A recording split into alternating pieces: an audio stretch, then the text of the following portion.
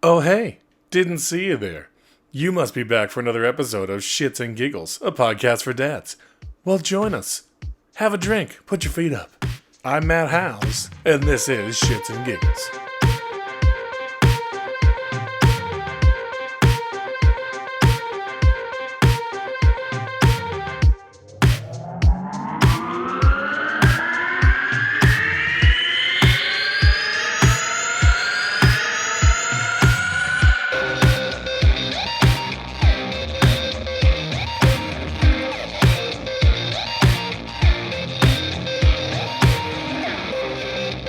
Here we are back again, episode 4, Shits and Giggles. I'm Matt Howes, taking you back through days in my life as I go through the wonderful, wonderful track of parenthood. My lovely daughter Penelope sleeping in the corner right now. I figured I could start this episode off by talking about one thing that I probably haven't mentioned enough in the previous 3 podcasts. My wife. I just need to point out that if you don't appreciate what your wife does for you when you're not around, or when she's the only one taking care of the kid, and of course this is not in every circumstance, but in my case, she has been the one who's been around more because I've gone back to work, and she's taking care of not only the kid, but she's doing all kinds of paperwork, insurance stuff, and taking care of making sure that we are on top of every single possible thing. And I cannot stress enough that my wife is a fucking rock star. So, I'll start with that. Basically, in the last week, about a day 30 of my daughter's life, which is the end of a qualifying period for insurance, my wife was calling about something different to our insurance company, only to find out that there was an insurance kerfuffle, apparently. Now, that's not the worst thing in the world when you first find out about stuff, but when you find out about it on the last day of your qualifying period for your insurance, and those of you who deal with insurance will 100% understand where I'm coming from on this, it's a real fuck up, because if you don't get in your qualifying period, considering that not only was my qualifying period the same month as my open enrollment, so I really would have had to wait a year to fix this problem regardless, you're really kind of shit out of luck. There's not a whole lot you can do if you've passed your qualifying period. But I get a call. I'm actually driving all over Malibu, which has very, very spotty cell phone service. And my wife, I actually get a text, and I get you need to call me ASAP. And I'm like, oh God, what the hell did I do wrong? But at least this time that wasn't the case. She goes, I was just on the phone with Aetna, our insurance company, and it turns out they say that Penelope isn't covered. And I was like, we just recently received a letter confirming Penny's addition to our insurance for health, dental, and medical. So I have that letter right now. I was driving around, actually, so I didn't have it, but I did have it on my computer, but I was too far away, really. I wasn't able to get to my computer in a good enough amount of time to figure that out. So I basically was just like, okay, well, look, I got to call Aetna, I got to figure it out, call my benefits lady to take care of this. And, notwithstanding the actual insurance company, the benefits lady at my company was spot on, ready to go. But my wife was really, if she didn't push to make sure that everything was kosher, we probably could have been in a huge, huge pile of shit. So it's kind of great that she was really on top of all that.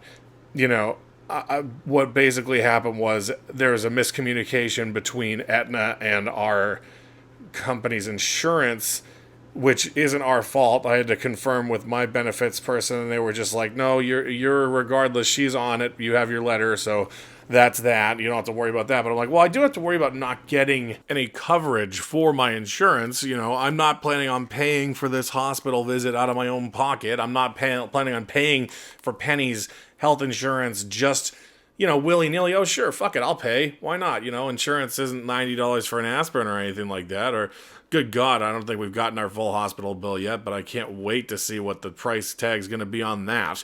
So, yeah, I was genuinely worried about coverage, as one should be. And remember, if you don't think you need to be worried about coverage, you do. And that's my fucking cat in the background playing with her toy at the worst time. Maggie! Damn it. Anyway, back to it. I'm not going to edit that out. I'll leave it in. So we had to argue back and forth. No, we're still, actually, this is still an ongoing process. It actually hasn't resolved itself yet. But my wife has been a superstar. She's been taking care of all this for her stuff, our hospital issues, like all the things that should be covered. Like, for instance, we got a breast pump, which was supposed to be 100% covered based on our insurance. That's just the way it is. And they were like, no, it's $300. And we're like, nope. That's not true. It's free. It says it in our thing. And they're like, no, you went out of network. And we said to them that, no, we actually got it from you. So I'm not quite sure how we could have gone out of network if you were the ones who gave us where we needed to go for it. So it should be covered, considering that's what's laid out in my estimation of benefits. And after her arguing about that at first, we get a new bill, essentially. She checked for the new claim, and they're like, oh, you owe us $30. And we're like, I don't even think that's the way. I don't think that's a real bill. I think that's them forgetting a zero, because it's not a copay. That's not anything on our insurance or anything like that. There's no $30 copay for this. Then definitely was supposed to be 100% free. And we've been battling with that. We really haven't even opened the goddamn thing. So it's almost like a moot. If we could get rid of it, that'd be great. But you can't just return insurance things. So we'll figure that one out at some point. But yeah, there's just been a litany of insurance nightmares to deal with having a kid. I don't know if you know this, but it's complicated having a kid, and insurance is complicated. So it would go hand in hand that these two things together make your life a living hell. But in so doing that, my wife has been gracefully handling it all, and still, when I come home, greeting me with a happy baby and a smile on her face. Sometimes a nice cold beverage for me to take the edge off of my wonderful day. And she doesn't complain. You know, she does all this crap. She does all this shit for our kid and for me, and she doesn't complain at all. So I got to give props to the lady. You know, this is why I married her. She makes me a better person, blah, blah, blah. You know all the gist of things like that.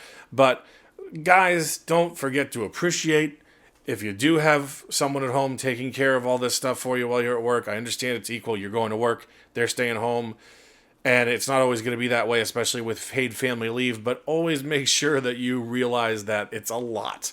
A lot of stuff is always going on in the background, and I just wanted to point out that my wife is better than your wife, just like my kid is better than your kid. So that being said, I'll move on to another topic I wanted to go on.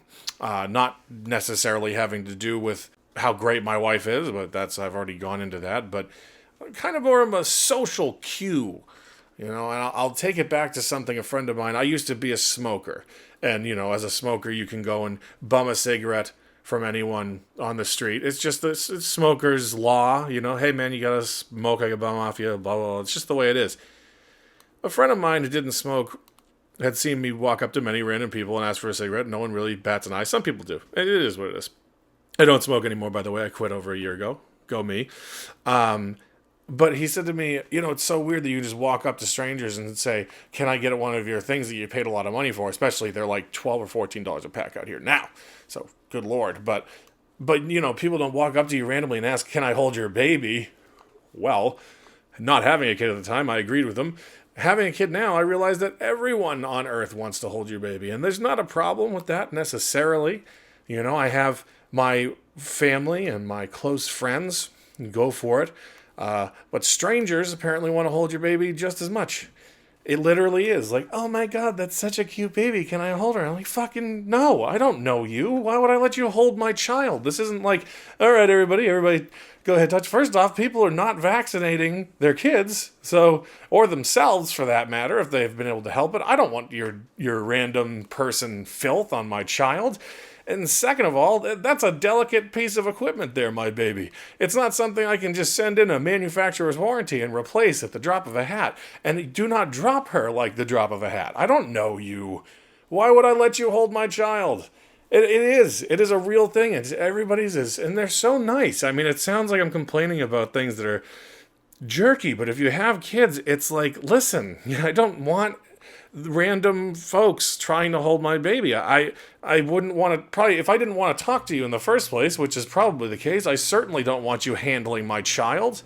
You know, I mean, there are days where I don't want anyone but my wife and I to handle my child, and that's just fine. Everybody's had kids like, just I want to sit and relax. But again, family, close friends, go for it. But like randos, like you're walking down the street, oh my God, can I hold your baby? And you think this stuff doesn't happen. Don't think I'm being, over dramatic. This stuff happens. There's like social cues some people just don't pick up on. And it's ridiculous. I don't want to be a jerk, but this is my child. It's not like, here, let me borrow your iPad for a few minutes. It's my beautiful, lovely daughter. So, yeah, just leave me the hell alone. Like, again, don't just stop me. And then, there's other things, which I guess it's just general, when you're on your way places, of course you have a baby. We're rolling her around in the stroller and everything's great, grand, wonderful. Get back on the bus. I know. But people will stop you, and all it is let me talk about your baby. I'm talking about your baby. Like, oh my God, what's her name? I'm like, what are you gonna, realistically, let's be like, what is this after this conversation? What is this really? Like, are you gonna go home and tell your husband or your wife, like, I had a conversation with the cutest baby. I've never met this person before, but now I know that their daughter's name is Penelope. And, it was great meeting them. I can't wait to tell the story to all my friends back home. Like, I'm not trying to be an asshole, but like, let's be real. If you don't have kids and you want to talk about kids, if I'm sitting on a bench or if I'm doing something, where I'm in a low-key, like, relaxing, loitering kind of state, sure, I'll happily shoot the breeze with you. But the reason it irritates me is that people will look at me while I'm in the middle of doing something. Like, I'm going somewhere, I'm busy, I'm on the phone, and they'll think that it's perfectly okay to bother me about my child, and it's my wife has to deal with this stuff too. It's ridiculous. Like, just... Again, if you're just some stranger, I don't have empathy for you wanting to chit-chat about my kid when I'm busy. Again, if I'm low-key I'm just sitting on the park bench. I don't sit on park benches, I guess, let's be real. So I don't know what situation. I don't Jay and Silent Bob outside of grocery stores, but I do have downtime. I do go for walks occasionally. I do. Sometimes I'll be, again, this is perfectly fine. If I bring my baby to work, I'm opening myself up to a litany of people coming over, and that's perfectly fine. The reason I brought my kid to work was probably to show my kid off in the first place. So please come talk about my kid. And you're also people I know for the most part. Like, let's chit chat. You can hold my baby with permission. Probably not. Let's be real. Again, I divert back to, I don't want a whole lot of random people holding my kid. She's very brand new, and it definitely makes me uncomfortable, but you have to get away with it sometimes. But yeah, I'm at work. This is what I wanted to do. Oh, my baby is crying, and she went back to sleep. Fair enough. But yeah, if I'm somewhere not doing anything, go for it. If I'm in the middle of something, like, and this is a problem I feel like a lot of people have today now anyways, social cues are just gone. Like, I'm clearly not in the mood to chit-chat. Don't bother me, and please don't think that I'm being a curmudgeon, but maybe I am, and maybe I'm allowed to be. Just leave me alone if I'm not looking like I'm willing, and I'm pretty much always open to social stuff. Very rarely will I get irritated or frustrated if random conversation, like a little elevator conversation, but it doesn't need to be deep, it doesn't need to be super long, and just please, if you notice that I am not currently at rest, and if I'm not in a good mood, maybe if you can tell, just walk on by, enjoy the rest of your day. You'll see another baby someday, stranger. Again, don't forget that you're a stranger.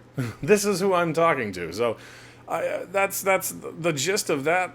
That's about where I wanted to go with that one. Just social cues in general.